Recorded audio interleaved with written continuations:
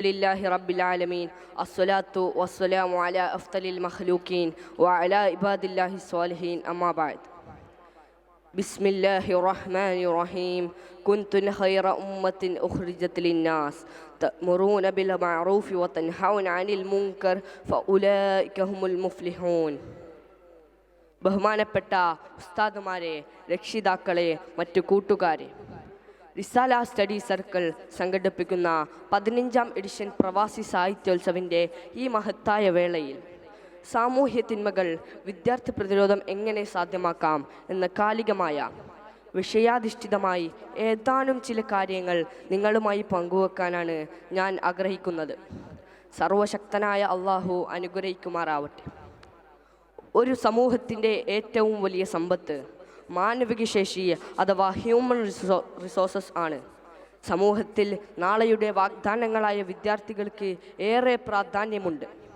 നന്മയുടെ ഒരു പൂ വിരിയുമ്പോൾ, കരുണയുടെ ഒരു തിരി തെളിയുമ്പോൾ, നിരാശരരെ പ്രതീക്ഷയുടെ മുമ്പിൽ ഒരു പുഞ്ചിരി വിരിയുമ്പോൾ, അതിന് ആയിരം മനസ്സൊരുമിക്കുമ്പോൾ സമൂഹ നിർമ്മിതി സാധ്യമാകും.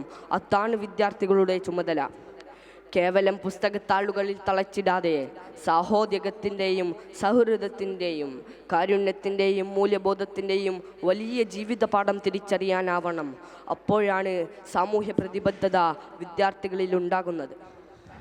ലഹരി മയക്കുമരുന്നുകൾ സമൂഹത്തെ, പ്രത്യേകിച്ച് വിദ്യാർത്ഥികളെ ഗ്രസിച്ചിരിക്കുന്ന ഏറ്റവും വലിയ തിന്മയാണ്. അതിനെതിരെ പ്രതികരിക്കാനും ശക്തമായ ബോധവൽക്കരണം നടത്താനും തിന്മകൾക്കെതിരെയുള്ള പോരാട്ടങ്ങൾക്ക് വഴിവിളക്കായും വിദ്യാർത്ഥികൾ മാറണം. നോക്കൂ, എന്തൊരു വിരോധാഭാസമാണ്. നമ്മുടെ കേരളം സാക്ഷരതയിലും ആരോഗ്യ പരിപാലന രംഗത്തും ഇന്ത്യയിലെ തന്നെ പ്രഥമ സ്ഥാനം അലങ്കരിക്കുമ്പോൾ, മദ്യത്തിൻ്റെയും ലഹരിയുടെയും ഉപയോഗത്തിലും നാം പ്രഥമ സ്ഥാനത്ത് തന്നെയാണെന്ന് പറയുമ്പോൾ എന്തുമാത്രം ലജ്ജാഹുമാണ്.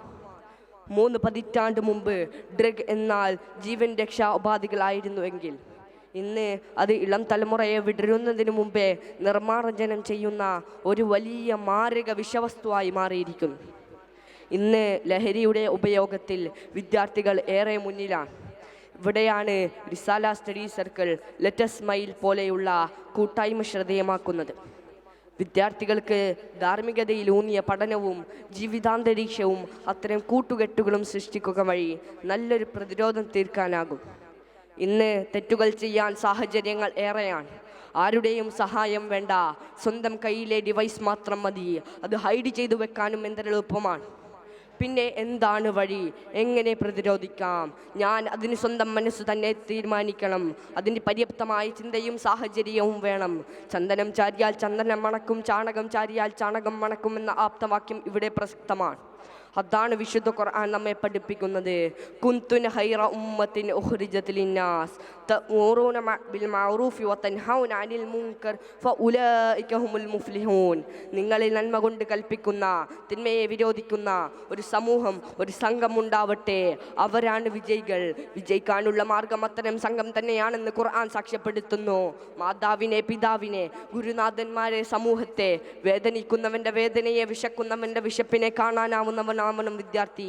ഞാൻ അതിന് ചെയ്യാനാവുന്നതിൽ ബാധ്യസ്ഥനാണെന്ന ബോധമുള്ളവനാവണം വിദ്യാർത്ഥി. അതെൻ്റെ ബാധ്യതയാണെന്ന ബോധം, അതാണ് എൻ്റെ ജീവിത ലക്ഷ്യമെന്ന ബോധം അവനിൽ എത്രമാത്രം രൂഢമാക്കാൻ നമുക്കാവുമോ അത്രമാത്രമായിരിക്കും ആ വിദ്യാർത്ഥി അതിന് പര്യാപ്തമാവുക. ഇവിടെ നോ പറയേണ്ടടുത്ത് നോ പറയാൻ, തൻ്റെ ജീവിതത്തിൻ്റെ ആത്യന്തിക ലക്ഷ്യം മനസ്സിലാക്കി അത് ചുറ്റുമുള്ളവർക്ക് കൂടി പകർന്നു കൊടുത്ത് സമൂഹത്തിലെ മുഴുവൻ തിന്മകൾക്കും പ്രതിരോധം തീർക്കാൻ സംഘടിതമായ ഒരു നീക്കത്തിലൂടെ മാത്രമേ കഴിയൂ എന്ന് ഏവർക്കും ബോധ്യമാണ്. ആ മാർഗം നമുക്ക് കാണിക്കുന്ന സംഘടനകളെ നെഞ്ചേറ്റാൻ, അതുവഴി തൻ്റെ ഭാവി ഭാസനമാക്കാൻ, തൻ്റെ കൂട്ടുകാരെ കൂടി അതിലെത്തിക്കാൻ വിദ്യാർത്ഥികൾക്കാവണം. അത്തരത്തിലുള്ള പ്രതിരോധമാണ് ഏറ്റവും നല്ല പ്രതിരോധം എന്ന് മാത്രം പറഞ്ഞുകൊണ്ട് ഞാൻ അവസാനിപ്പിക്കുന്നു. വആഖിറു ദഅ്വാനാ അൽഹംദുലില്ലാഹി റബ്ബിൽ ആലമീൻ. അസ്സലാമു അലൈക്കും. അലസതയുടെ മൂടുപടങ്ങളിൽ ഉന്മുദ്ധരായിരിക്കാൻ നമുക്കാവില്ല. സാഹിത്യോത്സവിൽ